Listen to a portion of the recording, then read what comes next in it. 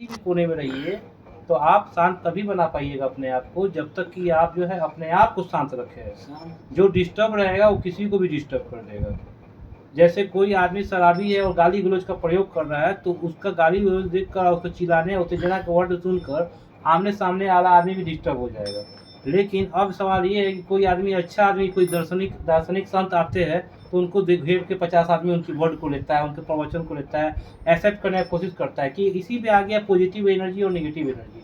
Positivity जहाँ रहता है वो नेगेटिविटी को खा जाता है, और नेगेटिविटी जहाँ रहता है वो पॉजिटिविटी को खा जाता है। अब पॉजिटिविटी को खाया कैसे? तो अगर किसी जगह पे अगर एक आदमी कमज़ोर है, गंदा बात बोल रहा है, 50 आदमी सभ्य नेचर का है, तो उसको उस एक आदमी के बोलने से कोई फ़र्क नहीं पड़ता है। लेकिन किसी उसी आदमी में रावण भी उसी आदमी के मन के विचारधारा में राम का फ्लो हो रहा है, लेकिन राम का फ्लो अगर कम हो रहा है और रावण का फ्लो ज़्यादा हो रहा है, तो अगर गलत चीज़ को देख रहे हैं तो आप उसको जल्दी से एक्सेप्ट कर लेते हैं। फॉर एग्ज़ाम्पल, एक छोटे से बच्चों को देखिएगा, अगर वो जा रहा है ग्राउंड में तो दौड़ना सीख जाता है। अगर वही ग्राउंड में अगर कोई बच्चा गाली का प्रयोग कर रहा है तो देखिएगा बच्चा गलत जल्दी सीख जाता है। अच्छा चीज़ का असर लेट से होता है, लेकिन उसी बच्चे को अगर आप शुरू से ही पढ़ाइएगा लिखाइएगा तो कामयाब हो जाएगा। उसको अच्छा बुरा बुझा जाता है तो वो समझ जाएगा कि गाली हमको नहीं देना चाहिए। लेकिन अच्छा चीज़ ने कम सीखा है, गलत चीज़ ज़्यादा सीख रहा है, तो वही बच्चा बिगड़ के माटी हो जाता है। अब वो बबूल बन गया, अब आम कहाँ से देगा? तो जब उसके अंदर में जोरन डाल दिया बबूल वाला, तो आम नहीं मिलने वाला है। सब एग्जाम्पल आप देख रहे हैं, गुलाब में ही कांटा होता है, अब कांटा आपको भोंकता है, लेकिन गुलाब का खुशबू को लेकर देख कर अट्रैक्ट हो जाता है। लेकिन ध्यान गुलाब पे रहेगा तो कांटा नहीं गड़ेगा, लेकिन गुलाब और कांटा दोनों पे रहेगा तो कांटा गड़ने का चांस रहेगा। तो अगर आप सोच रहे हैं कि हमको सफल भी होना है और सब हर आदमी से आप दोस्ती रखे हुए हैं, तो सफलता कहाँ से मिलेगा? लेकिन अगर सफल आदमी से दोस्ती रखे हैं और उसी के बारे में सोच रहे हैं और उसी के सोचने के बाद कर्म कर रहे हैं, तो सफलता आपको जल्दी मिल जाएगा।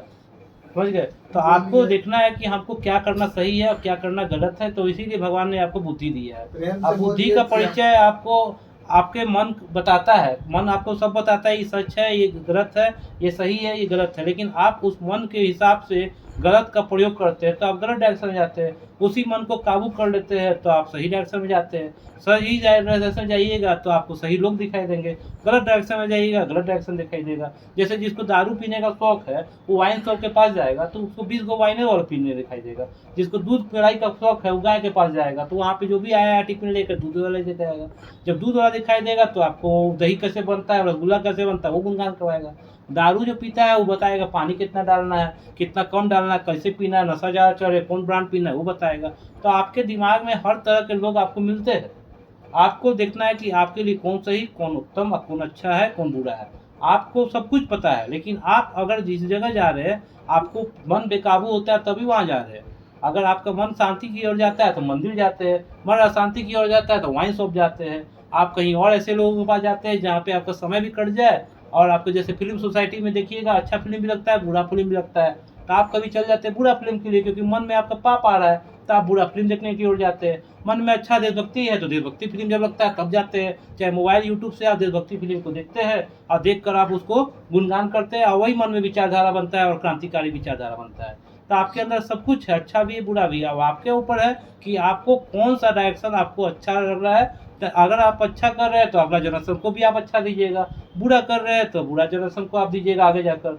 तो आपके ऊपर है कि समाज को किस दृष्टिकोण से आप देख रहे हैं और किस दृष्टिकोण में आप ले जाना है। क्योंकि हमारे बाद जो दूसरा वंश आ जाएगा वो प्रतिलिपि है हमारा, मतलब जैसे फोटो कॉपी। आप जो दिखा रहे हैं वो देख रहा है तो वही सीख रहा है। तो इसीलिए हम लोग बोलते हैं कि दुनिया बहुत दूर जा रहा है, बहुत आगे निकल रहा है। आगे भी निकल रहा है तो उसी में आपको अच्छा भी दिखाई दे रहा है, डंडा देकर कोई चल भी रहा है, उसी डंडा से कोई मार भी रहा है। तो साइंस तब यही है कि टेक्नोलॉजी आपको आ रहा है तो आपका अच्छा भी है बुरा भी है। मोबाइल में अच्छा जो देख रहा है तो अच्छा काम कर रहा है, मोबाइल बुरा देख रहा है तो बुरी गति से जा रहा है। मतलब समाज को आप ही दिखा रहे हैं रास्ता।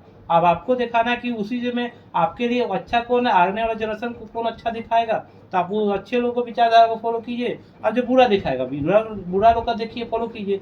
तो आपको कोई बता नहीं रहा है, आपको आपका शरीर बता रहा है, आपका जो शरीर का कंट्रोलिंग पावर है वो आपको डायरेक्शन दे रहा है कि ऐसे चलो, आप उसी डायरेक्शन में फ्लो कर रहे हैं। और वो डायरेक्शन सही कब बताएगा, जब अपने आप को आप सही रखिएगा तब आपको सही दिखाएगा।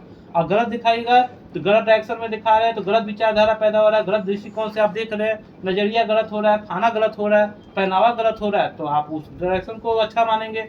जो सही काम कर रहा है सही डायरेक्शन को अच्छा मानेगा। कोई मंदिर में आरती दिखा रहा है तो उसको लगता है यही सही है, अध्यात्म की ओर जा रहा है, कोई जान रहा है कि जो है वाइन पीने से, वैश्यालय जाने से, यहाँ वहाँ जाने से, भटकने से, गलत लोगों संगत में रहने से वही मेरे लिए अच्छा है, तो उस डायरेक्शन में जा रहा है। तो ये हमारे समाज में पॉजिटिव भी है और निगेटिव भी है। आपको देखना है कि हमारे समाज को, आने वाले जनरेशन को क्या गिफ्ट देना है, क्योंकि आज आप हैं कल नहीं रहेंगे, लेकिन समाज हर साल अलग अलग लोगों का पहचान बनाएगा। तो यही चीज़ है, आपको समझना है। अगर समझ गए तो अच्छा उत्तम, नहीं समझे तब भी उत्तम। समाज तो हमारा ही है और हम ही को ले जाना है। धन्यवाद।